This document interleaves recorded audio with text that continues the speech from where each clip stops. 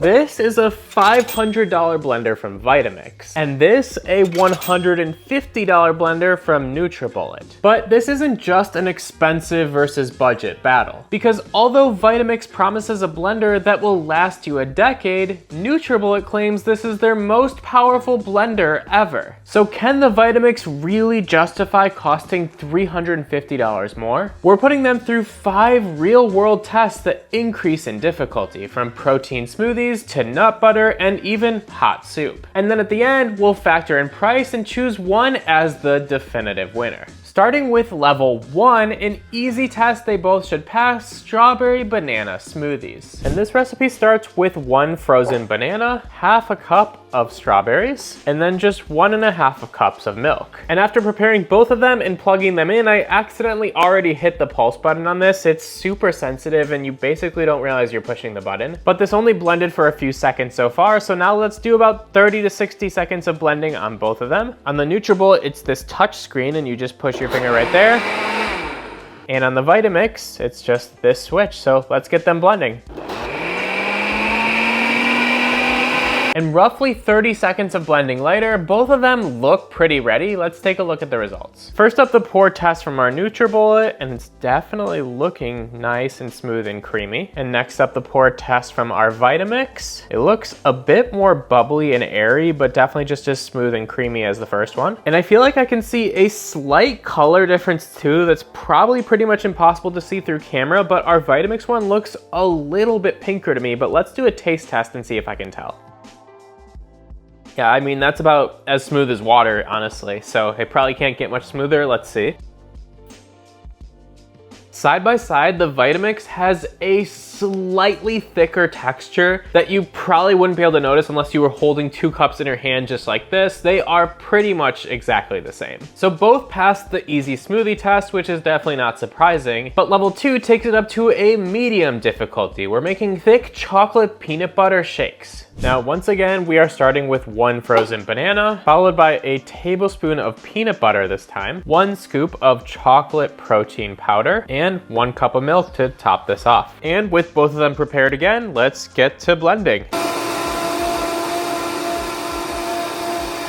In 1 30-second cycle on the Nutribullet later, I stopped them both at the same time. Let's check on how they both are. By the way, one thing to note, the Vitamix on its highest blend setting is definitely louder than the Nutribullet, and it's a pretty significant amount. Now you can obviously adjust the blend setting on this to make it quieter, but I thought that was pretty noticeable with this recipe. First up is our pour test from the Nutribullet. Decently thick, but also I'm still not seeing any chunks in our blend. And now the pour test from our Vitamix.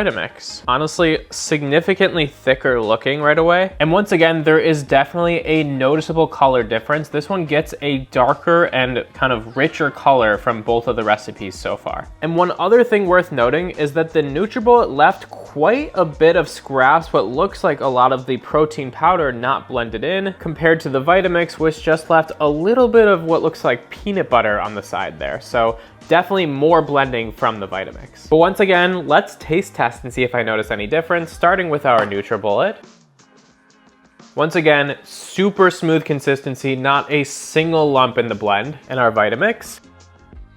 Same deal with the smoothness, and just like in our first test, same deal with the thickness. The Vitamix made just a slightly thicker recipe that tastes slightly better, but again, probably not even noticeable if you're not holding them side by side. So for level 3, let's move on to hard mode. This is where things should start to get difficult. We're making a fresh chimichurri dressing. This one starts with 1.5 cups of parsley, half a bunch of cilantro, which is probably another 1 cup, 2 tablespoons of oregano, 4 or 5 cloves of garlic, 3 tablespoons of red wine vinegar, 6 tablespoons of oil, I'm using an avocado oil, a teaspoon or 2 of red chili flakes, depending on how spicy you want it to come out, and then a little bit of salt and a little bit of some fresh grinded pepper. Because they're so liquid in these relative to the quantity of ingredients, I'm interested to see how well they blend without any help, so let's get them started.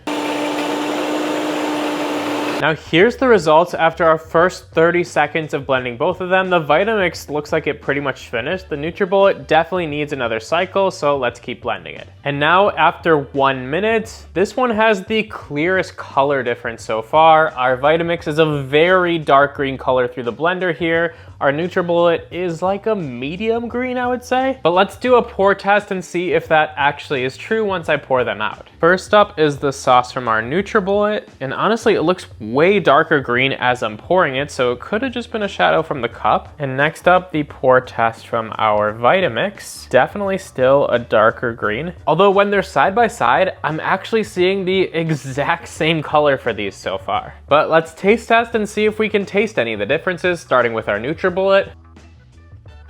It's delicious, it's creamy, it's super smooth, it's got a little bit of spice to it. I've really got no complaints. But now for the one from our Vitamix.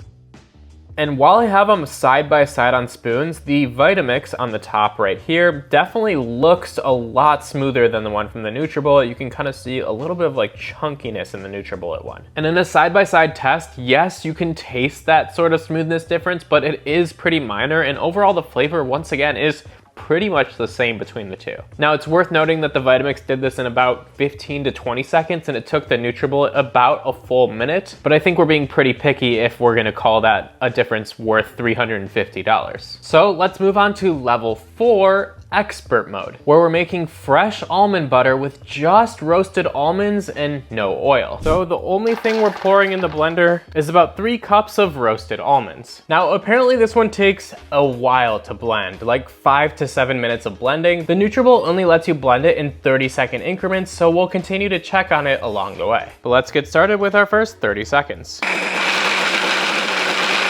We're now about 2 minutes in, doing 30 seconds of blending and then scraping down the sides, and they are both getting there. Both blenders look about the same so far with some small clumps of peanut butter. I'll update again in a few more minutes. I just finished 20 cycles of blending for 30 seconds, scraping down the sides and continuing, so about 10 total minutes of blending. Let's take a look at the final results. Here is with our Nutribullet. We are definitely getting some clumps of almond butter in there, but a lot of just grainy flour still. Couldn't fully process it into a butter. And with our Vitamix, sadly, the same thing. Maybe even a little bit less clumpage in there compared to the Nutribullet, but overall, neither of them made a full almond butter. Now it's possible that with a little bit of oil or another 20 cycles of blending, we would have got there eventually, but at this point, I have to just say they both failed the almond butter test, which means we're moving on to level 5, impossible mode, where we're making hot soup using only the blender. So let's see if friction blending works well with either of these and can actually heat up our soup for us while blending all the ingredients together. This recipe starts with 2.5 cups of broccoli florets, about 2/3 of a cup of carrots, a tablespoon or so of onions, half a cup of cheddar cheese, freshly grated, a teaspoon of chicken bouillon. We are making a broccoli cheddar soup. And with both of them prepared, let's get to blending. I think we're gonna have to do quite a few 30-second cycles to get them to heat up, but let's see how long it takes.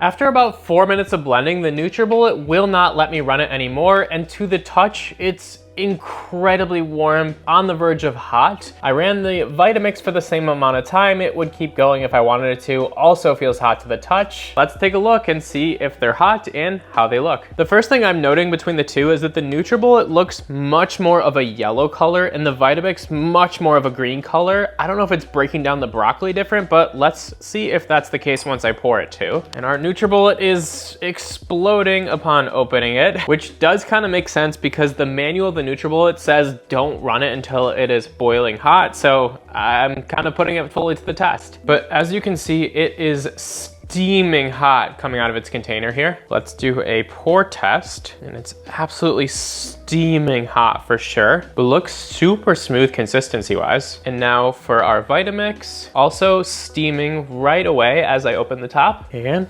let's pour. Much more airy, looks much lighter, but also just as smooth. And when they're actually in the bowls here, there definitely is a slight color difference. This definitely looks a little bit more yellow and this a little bit more green still, but it's not as dramatic as it looked like in the blenders. But now let's do a taste test, starting with our Nutribullet.